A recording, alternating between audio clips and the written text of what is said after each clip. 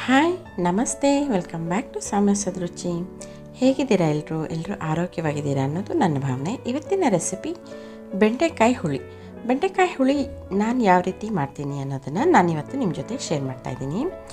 ಬೆಂಡೆಕಾಯಿ ತುಂಬ ಲೋಳೆ ಬರಬಾರ್ದು ಅಂತಂದರೆ ಬೆಂಡೆಕಾಯನ್ನು ಮೊದಲು ಒಳ್ಳೆ ನೀರಲ್ಲಿ ಚೆನ್ನಾಗಿ ತೊಳೆದುಬಿಟ್ಟು ಅದನ್ನು ಸ್ವಲ್ಪನೂ ತೇವ ಇಲ್ಲದೆ ಇರೋ ಹಾಗೆ ಬಟ್ಟೆನಲ್ಲಿ ಒಂದು ಕಾಟನ್ ಬಟ್ಟೆ ತೊಗೊಂಡು ಒರೆಸ್ಕೋಬೇಕಾಗತ್ತೆ. ನಂತರ ಈ ಥರ ಕಟ್ ಮಾಡಿ ಸ್ವಲ್ಪ ಎಣ್ಣೆ ಅಂದರೆ ಒಂದು ಟೇಬಲ್ ಸ್ಪೂನಷ್ಟು ಎಣ್ಣೆ ಹಾಕಿ ದಪ್ಪ ತಳ ಇರೋವಂತಹ ಒಂದು ಬಾಣಲಿಯಲ್ಲಿ ಹಾಕ್ಕೊಂಡು ಈ ರೀತಿ ಹುರಿಬೇಕಾಗತ್ತೆ. ಈ ರೀತಿ ಮಾಡೋದ್ರಿಂದ ಬೆಂಡೆಕಾಯಿ ಅಂಟಂಟು ಬರೋದಿಲ್ಲ. ಹಾಗೆ ಆ ಕಡೆ ಹುರಿತಾ ನಾನು ಈ ಕಡೆ ಮಸಾಲೆಗೆ ರೆಡಿ ಮಾಡ್ಕೊತಾ ಇದ್ದೀನಿ. ಸೊ ಫಸ್ಟು ಜಾರ್ ತೊಗೊಂಡು ಅದಕ್ಕೆ ಸ್ವಲ್ಪ ಹುಣಸೆ ಹಣ್ಣು, ಸ್ವಲ್ಪ ಕೊತ್ತಂಬರಿ ಸೊಪ್ಪು, ಹಾಗೆ 2 ಟೊಮೆಟೊ ಮತ್ತು ಒಂದು 3 ಮೀಡಿಯಮ್ ಸೈಜ್, ಒಂದು ಸ್ವಲ್ಪ ಚಿಕ್ಕದಾಗಿದ್ರೂ ಪರವಾಗಿಲ್ಲ, ಒಂದು 3 ಈರುಳ್ಳಿನ ತೊಗೊಂಡಿದ್ದೀನಿ ಕಟ್ ಮಾಡಿ. ಇದು ಯಾವುದೇ ಹುರಿಯೋದು ಎಲ್ಲ ಏನು ಮಾಡ್ಕೊಂಡಿಲ್ಲ, ನಾನು ಡೈರೆಕ್ಟ್ ಹಾಗೆ ಹಸಿದೇ ಹಾಕೋತಾ ಇದ್ದೀನಿ. ಇದಕ್ಕೆ ಹಸಿದು ಹಾಕ್ಕೊಂಡ್ರೆ ರುಚಿ ಚೆನ್ನಾಗಿರುತ್ತೆ. ಹಾಗೆ ಒಂದು 3/4 ಕಪ್ಪಷ್ಟು ತೆಂಗಿನಕಾಯಿ ತುರಿ ಹಾಕ್ಕೊಂಡಿದ್ದೀನಿ. ನಂತರ 2 ಟೇಬಲ್ ಸ್ಪೂನಷ್ಟು ಸಾಂಬಾರು ಪುಡಿ, ಅಂದರೆ ನಾವು ಬೇಳೆ ಸಾರಿಗೆಲ್ಲ ಯೂಸ್ ಮಾಡ್ತೀವಲ್ಲ ಆ ಸಾಂಬಾರು ಪುಡಿನ ಹಾಕೋತಾ ಇದ್ದೀನಿ. 2 ಸ್ಪೂನ್ ಬೇಕಾಗತ್ತೆ. ನಾನಿಲ್ಲಿ ಅರ್ಧ kg ಬೆಂಡೆಕಾಯನ್ನು ತೊಗೊಂಡಿದ್ದೀನಿ. ಹಾಗೆ ಉಪ್ಪು ಕೂಡ ಹಾಕ್ಕೊಂಡು ನಾನು ಮಿಕ್ಸಿನಲ್ಲೇ ರುಬ್ಕೊಂಡ್ಬಿಡ್ತೀನಿ. ನೋಡಿ, ಬೆಂಡೆಕಾಯಿ ಹುರಿದಿದ್ದಾಗಿದೆ, ಸ್ವಲ್ಪ ಕೂಡ ಅಂಟು ಬಂದಿಲ್ಲ, ತುಂಬಾ ಚೆನ್ನಾಗಿದೆ. ಈ ಟಿಪ್ನ ಫಾಲೋ ಮಾಡೋದ್ರಿಂದ ಬೆಂಡೆಕಾಯಿ ಅಂಟು ಬರೋದಿಲ್ಲ, ತುಂಬಾ ಚೆನ್ನಾಗಿ ಬಿಡಿ ಬಿಡಿಯಾಗಿರುತ್ತೆ. ಇವಾಗ ರುಬ್ಬಿದ್ದು ಮಸಾಲೆ ರುಬ್ಕೊಂಡಿದ್ದೆಲ್ಲ ಆಗಿದೆ, ಬೆಂಡೆಕಾಯಿ ಹುರಿದಿದ್ದಾಗಿದೆ. ಈಗ ಸ್ವಲ್ಪ ಬಾಣಲೆಗೆ ಎಣ್ಣೆ ಹಾಕ್ಕೊಂಡು ಸಾಸಿವೆ ಸಿಡಿಸಿ ನಂತರ ಅದಕ್ಕೆ ರುಬ್ಬಿದಂಥ ಮಸಾಲೆನ ಹಾಕ್ಕೊಂಡು ನಾನು ಸ್ವಲ್ಪ ಫ್ರೈ ಮಾಡ್ಕೊತೀನಿ. ಸ್ವಲ್ಪ ಫ್ರೈ ಮಾಡಿಕೊಂಡು ಒಂದು 5 ಮಿನಿಟ್ಸ್ ಫ್ರೈ ಆದಮೇಲೆ ಚೆನ್ನಾಗಿ ಕೈ ಆಡಿಸ್ತಾ ಇರಬೇಕಾಗತ್ತೆ. ಒಂದು 5 ಮಿನಿಟ್ಸ್ ಸಣ್ಣ ಊರಿನಲ್ಲೇ ಫ್ರೈ ಮಾಡಿಕೊಂಡು ನಂತರ ಇದಕ್ಕೆ ನೀರನ್ನು ಹಾಕೋತಾ ಇದ್ದೀನಿ ನಾನು. ನೋಡಿ, ಈ ರೀತಿ ಮಾಡ್ಕೊಳ್ಳೋದ್ರಿಂದ ಸಾರಿಗೆ ಒಂದು ವಿಶೇಷವಾದಂಥ ರುಚಿನೇ ಬರುತ್ತೆ. ಅದಕ್ಕೋಸ್ಕರ ಈ ರೀತಿ ಮಾಡ್ತಾಯಿದ್ದೀನಿ ನಾನು. ಇವಾಗ ಅದನ್ನೆಲ್ಲ ಸ್ವಲ್ಪ ಆ ಹುಳಿ ಸ್ವಲ್ಪ ಕುದಿ ಬರಲಿ. ಬೆಂಡೆಕಾಯಿ ಬೇಗ ಬೆಂದ್ಬಿಡುತ್ತೆ, ತುಂಬ ಏನು ಹೊತ್ತು ತಗೊಳ್ಳೋದಿಲ್ಲ. ಆದ್ದರಿಂದ ಹುಳಿನ ಸಾಂಬಾರನ್ನ ಸ್ವಲ್ಪ ಕುದಿಸ್ಕೊಂಡು ಒಂದು ಕುದಿ ಬರ್ತಿದ್ದಂಗೆ ಬೆಂಡೆಕಾಯಿ ಹುರಿದಿಟ್ಟಿದ್ದಂಥ ಬೆಂಡೆಕಾಯಿನ ನಾನು ಹುಳಿಗೆ ಸೇರಿಸ್ಕೊತಾ ಇದ್ದೀನಿ. ಈಗ ಬೆಂಡೆಕಾಯಿ ಜೊತೆ ಇನ್ನೊಂದು 10 ನಿಮಿಷ ಬೆಂದರೆ ಸಾಕು. ಬಿಸಿ ಬಿಸಿ ಬೆಂಡೆಕಾಯಿ ಹುಳಿ ರೆಡಿಯಾಗತ್ತೆ. ಮುದ್ದೆಗೆ, ಅನ್ನಕ್ಕೆ ತುಂಬಾ ಒಳ್ಳೆ ಕಾಂಬಿನೇಷನ್ ಅಂತಲೇ ಹೇಳ್ಬೋದು. ಹಾಗೆ ಬೆಂಡೆಕಾಯಿ ಹುಳಿ ಜೊತೆಗೆ ಸ್ವಲ್ಪ ಸೈಡ್ ಡಿಶ್ ಥರ ತೊಂಡೆಕಾಯಿ ಫ್ರೈ ಕೂಡ ಮಾಡ್ಕೊಂಡಿದ್ದೆ.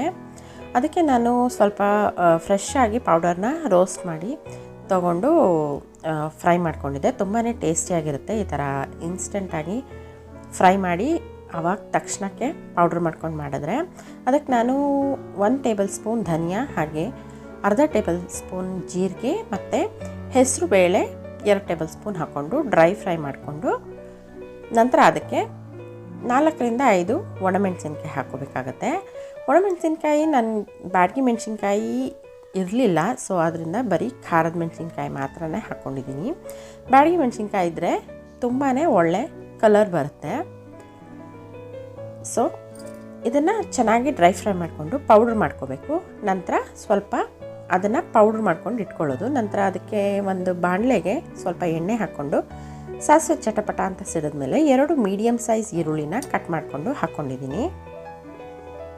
ಇದು ಸ್ವಲ್ಪ ಫ್ರೈ ಆಗೋಷ್ಟೊತ್ತಿಗೆ ನಾನು ಹೇಳಿದ್ನಲ್ಲ ಆವಾಗಲೇ ಹುರಿದಿಟ್ಕೊಂಡಿದ್ವಲ್ಲ ಆ ಪದಾರ್ಥಗಳನ್ನೆಲ್ಲ ಮಿಕ್ಸಿನಲ್ಲಿ ಹಾಕ್ಕೊಂಡು ಪೌಡ್ರ್ ಮಾಡ್ಕೋಬೇಕು. ಸ್ವಲ್ಪ ಈರುಳ್ಳಿ ಫ್ರೈ ಆದಮೇಲೆ ತೊಂಡೆಕಾಯಿನ ಈ ರೀತಿ ಉದ್ದುದ್ದಕ್ಕೆ ಕಟ್ ಮಾಡಿಕೊಂಡು ಹಾಕ್ಕೊಂಡಿದ್ದೀನಿ. ಇದು ಎಳೆದಾಗಿದ್ದರೆ ತುಂಬಾ ಬೇಗ ಬೇಯುತ್ತೆ. ಇದು ತುಂಬ ಏನು ಟೈಮ್ ತೊಗೊಳ್ಳಲ್ಲ. ಆಯಿಲಲ್ಲಿ ಫ್ರೈ ಮಾಡಿಕೊಂಡ್ರೆ ಇನ್ನೂ ಚೆನ್ನಾಗಿರುತ್ತೆ ಟೇಸ್ಟು. ಈ ಥರ ಸ್ವಲ್ಪ ಎಣ್ಣೆನಲ್ಲೇ ಫ್ರೈ ಮಾಡಿಕೊಂಡು ತಿರುಗಿಸ್ಕೋಬೇಕಾಗತ್ತೆ. ಟೇಸ್ಟ್ ತುಂಬ ಚೆನ್ನಾಗಿ ಬರುತ್ತೆ ಹಿಂಗೆ ಮಾಡಿದ್ರೆ. ಇವಾಗ ನಾನು ಪೌಡರ್ನ ಕೂಡ ಹಾಕೋತಾ ಇದ್ದೀನಿ. ನೋಡಿ, ಪೌಡರ್ನ ನೋಡ್ತಾ ಇದ್ದೀರಲ್ಲ, ಒಂಥರ ವೈಟ್ ಕಲರ್ ಥರ ಬಂದಿದೆ. ಇದಕ್ಕೆ ಬ್ಯಾಡಗಿ ಮೆಣಸಿನ್ಕಾಯಿ ಹಾಕ್ಕೊಂಡ್ರೆ ತುಂಬಾ ಒಳ್ಳೆ ಕಲರ್ ಬರುತ್ತೆ. ಬಟ್ ಇದು ಫ್ರೈ ಆದಮೇಲೆ ಟೊಮೆಟೊ ಎಲ್ಲ ಹಾಕ್ತೀವಲ್ಲ, ಸೊ ಒಳ್ಳೆ ಕಲರ್ ಬರುತ್ತೆ. ಎರಡು ಟೊಮೆಟೊನ ನಾನು ಪೇಸ್ಟ್ ಮಾಡಿ ಹಾಕ್ಕೊಂಡಿದ್ದೀನಿ. ಅದನ್ನು ಕೂಡ ಸ್ವಲ್ಪ ಹೊತ್ತು ಕೈ ಆಡಿಸ್ಬಿಟ್ಟು ಸ್ವಲ್ಪ ನೀರು ಹಾಕಿ ಲಿಡ್ ಕ್ಲೋಸ್ ಮಾಡಿ, ರುಚಿಗೆ ತಕ್ಕಷ್ಟು ಉಪ್ಪು ಹಾಕಿ ಲಿಡ್ ಕ್ಲೋಸ್ ಮಾಡಿ ಬೇಯಿಸ್ಕೋಬೇಕಾಗತ್ತೆ. ಹೆಸರು ಬೇಳೆ ಹಾಕಿರ್ತೀವಲ್ಲ, ಸೊ ಅದು ಸ್ವಲ್ಪ ತಳ ಅಂಟೋ ಚಾನ್ಸ್ ಇರುತ್ತೆ. ಸೊ ಆವಾಗವಾಗ ಮಧ್ಯದಲ್ಲಿ ಕೈ ಆಡಿಸ್ಕೋಬೇಕು. ಟೊಮೆಟೊ ಪೇಸ್ಟ್ ನಂತರ ಅದರಲ್ಲಿ ಸ್ವಲ್ಪ ನೀರಿರುತ್ತಲ್ಲ, ಅದಕ್ಕೂ ನೀರು ಹಾಕ್ಬಿಟ್ಟು ಮಿಕ್ಸ್ ಮಾಡ್ಕೋಬೇಕು. ಇದು ತುಂಬಾ ಟೇಸ್ಟಿಯಾಗಿರುತ್ತೆ. ಇದನ್ನು ಫ್ರೈ ಥರ ಅಂದರೆ ಡ್ರೈ ಥರ ಕೂಡ ಮಾಡ್ಕೋಬೋದು, ಇಲ್ಲ ಸೆಮಿ ಗ್ರೇವಿ ಥರ ಕೂಡ ಮಾಡ್ಕೋಬೋದು. ಎರಡೂ ತುಂಬಾ ಟೇಸ್ಟಿಯಾಗಿರುತ್ತೆ. ಸ್ವಲ್ಪ ಸೆಮಿ ಗ್ರೇವಿ ಥರ ಮಾಡಿದ್ರೆ ಇದು ನಮಗೆ ಚಪಾತಿಗೆ, ದೋಸೆಗೆ, ಮುದ್ದೆಗೆ, ರೈಸ್ಗೆ ಎಲ್ಲನೂ ಒಳ್ಳೆ ಕಾಂಬಿನೇಷನ್ ಅಂತಲೇ ಹೇಳ್ಬೋದು. ನಾನು ಸೆಮಿ ಡ್ರೈ ಥರ ಮಾಡ್ಕೊಂಡಿದ್ದೆ. ತುಂಬಾ ಟೇಸ್ಟ್ ಚೆನ್ನಾಗಿತ್ತು.